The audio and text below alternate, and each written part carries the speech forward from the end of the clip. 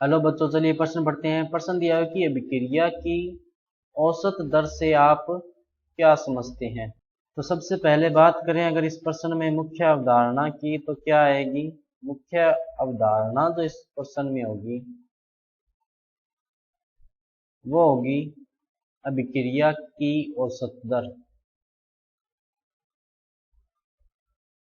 अभिक्रिया की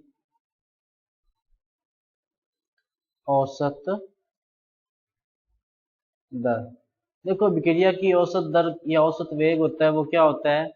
ये होता है अपने औसत दर जो होती है वो होती है, जैसे मान लो कोई अभिक्रिया थी, अभिकारक था आर, और उससे क्या बन गया, उत्पाद बन गया, यानी प्रोडक्ट। रिएक्टेंट से क्या बन गया, प्रोडक्ट। तो अभिकारक या उत्पाद, अभिकारक, फिर भाषा देख क्या होगी, अभिकारक या उत्पाद की सांद्रता में परिवर्तन। अभिकारक या उत्पाद की सांद्रता में परिवर्तन बटे आएगा इसमें परिवर्तन में लगा समय, बटे आएगा इसमें परिवर्तन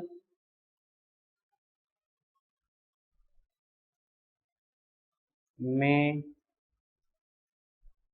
लगा समय।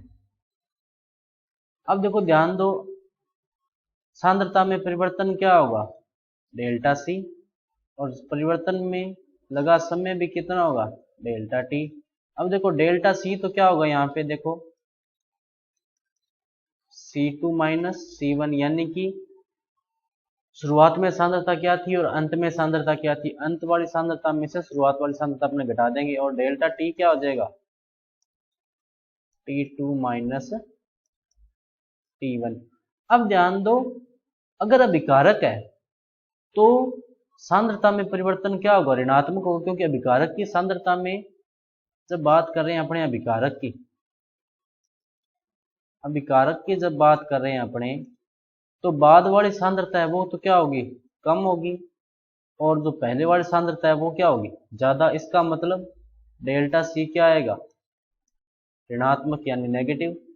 लेकिन बात कर रहे हैं अगर उत्पाद के संदर्भ में, तो उत्पाद के संदर्भ में C2 तो क्या होगी, ज्यादा होगी, और C1 क्या होगी, कम।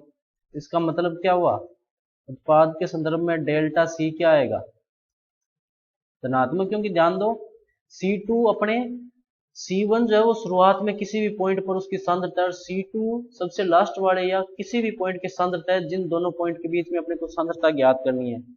तो समय के साथ उत्पाद की मात्रा बढ़ेगी तो C2 का मान क्या होगा, ज्यादा होगा, और C1 का क्या होगा, कम होगा।